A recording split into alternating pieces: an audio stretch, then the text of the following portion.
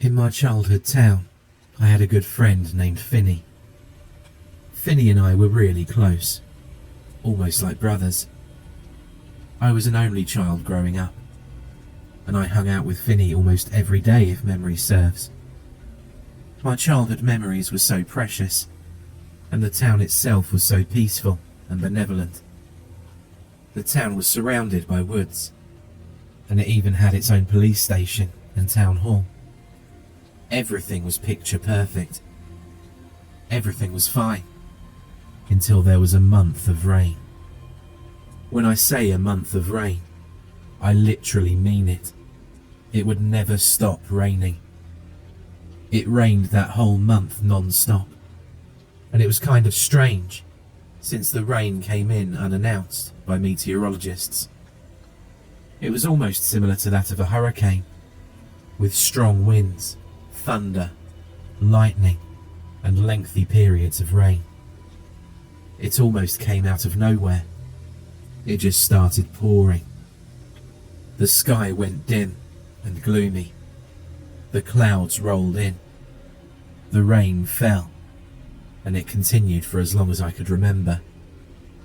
Eventually, the ponds, canals, and rivers would start rising due to the heavy rain. The flooding all took place within the first 2 weeks. I remember this one night, when it was thundering. I was looking outside my window. I noticed the lighting had strange colours. Some would look orange, others would look green, and some even purple. This made the rain fall even harder. Eventually, the waters had gotten so high that it reached up to our ankles. We'd still go to school, since they thought the floods weren't too big of a deal. They made us wear raincoats, boots, and also made us take umbrellas with us every day. We all took notice that there was an outbreak of insomnia among us children ever since the rain arrived. I found it hard to sleep as well, and it was one of the many reasons I looked at the lightning at night. We all felt so drawn to the rain and found it strangely soothing and calming. The lights continued in the sky every night until eventually there was the loudest thunder strike. At least, I thought it was. I bet it woke the whole town up. It struck somewhere within the woods, and then things got weird. Every night, we'd hear weird noises, voices, whispers, and scratching outside. Sinkholes or burrows could be found all over patios, lawns, gardens, and the woods. The water rose up to our waists, and eventually, school was called off. My friend Finney and some other kids in our clique would visit my house often to play. Sometimes, they might even stay the night. I remember this one time, waking up one night and being drawn to the window. We were in our living room, and my other friend Bryce was looking outside the window I felt enticed to look out of when I awoke. He and 2 other kids were at the window looking outside, as if intrigued. They said that someone was calling out to them and inviting them out to play in the rain. We looked outside and saw nothing. A few minutes passed as we continued to look out of the window, feeling strangely enticed to go outside. Eventually, the rain hit harder, and it also appeared that something was swimming in my flooded backyard. It never emerged from the water to show us its identity or what it was. We just assumed it was the rain making weird patterns in the water as it hit it. The urge to go outside remained, and we began hearing whispers once again. They usually ranged from, "Come outside, it's safe," or "Come play with us." Mostly, what someone would say to convince a child to come out of a hiding spot. My dad came home, and we pretended to sleep since it was way past our bedtimes. My dad was a police officer and was working hard lately, but my friends and I didn't know why. I remember my dad walking in and speaking to my mother. He said that kids were disappearing one by one. They've had no luck catching the kidnapper, and that the abductions were taking place much more frequently. It was true. Walter, Lee, Jennifer, and many others didn't show up at school or any type of meeting place we would visit. I remember his face being so discouraged and worried, almost sickened.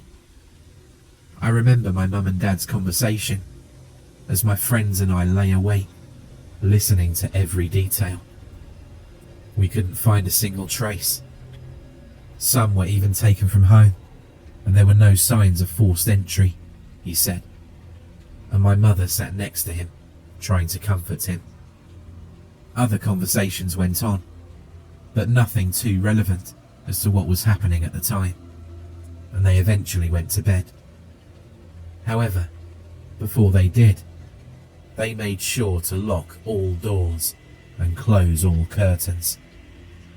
My friends and I stayed up, talking about what we'd just heard, and made up our own little ideas on what was happening, but they were all too childish. From time to time, the whispers would return and wake us up. Sometimes it was even scratching or clawing at the walls or windows. We wouldn't dare to open the curtains and see what it was for ourselves. Who could blame us?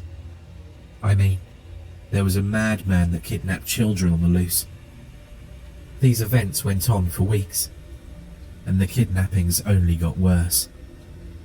Houses were found empty in the morning, and sometimes some kids would be left behind, too traumatized to speak and alone in the house, with again no signs of forced entry.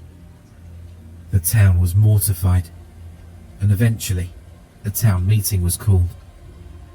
Some of my friends were missing too, and all that was left of my clique was Finney and Dalton. We waited outside the courthouse with my mum as it went on.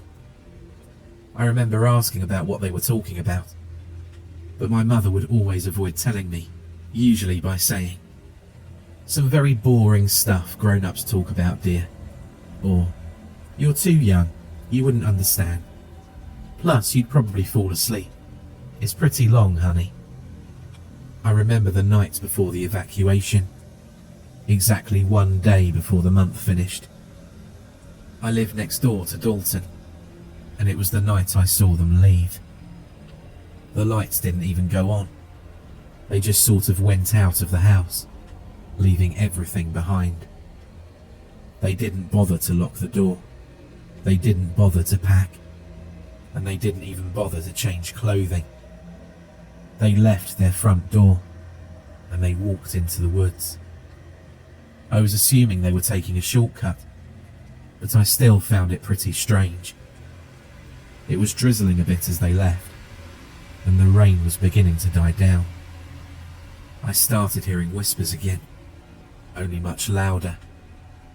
I looked out of my window and looked at the flooded streets. I saw strange patterns in the water again, as if it was trailing a moving object under the water.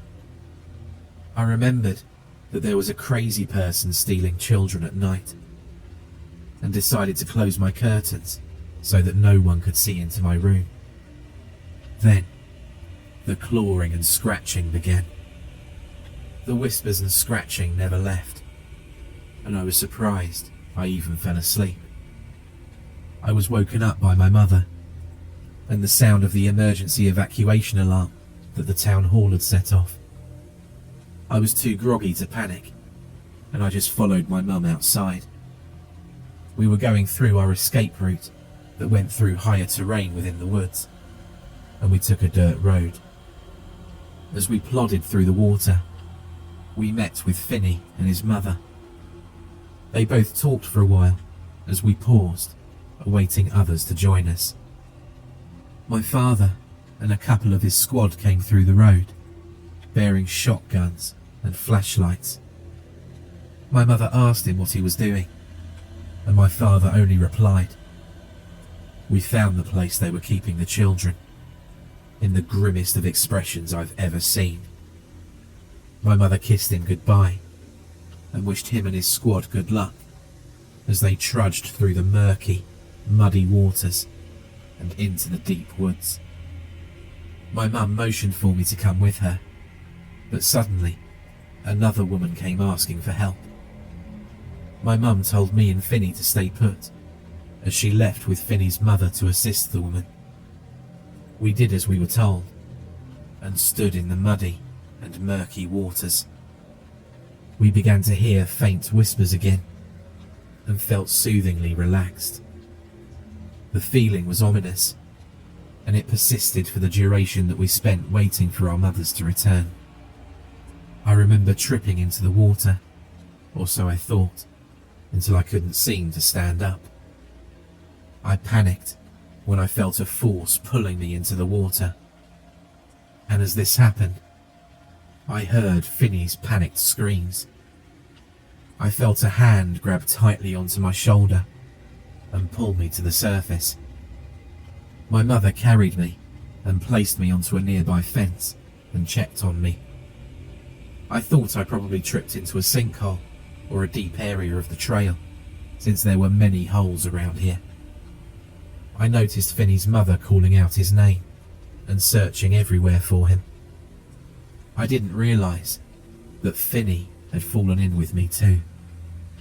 I continued thinking it was a sinkhole we slipped into, and that's what I told Finney's mother and my mum. That is, until I felt a throbbing pain and bruise on my ankle. Upon inspecting it, we found a skinny, bony handprint. Another loud crash of lightning occurred, and it began to rain again. We eventually reached high ground, and we got into the buses and cars that waited for us. Many of the cars there were loved ones and family that came to pick up the townspeople that were evacuated. We found that my uncle was waiting for us, and we got in his car. I didn't see my dad or Finney at the evacuation area. Come to think of it, I never saw my dad or his squad again. They were all announced missing, and to this day, I'm still not sure what happened to them or Finney, along with all of the other children. I'm certain of one thing though. There was something in the water.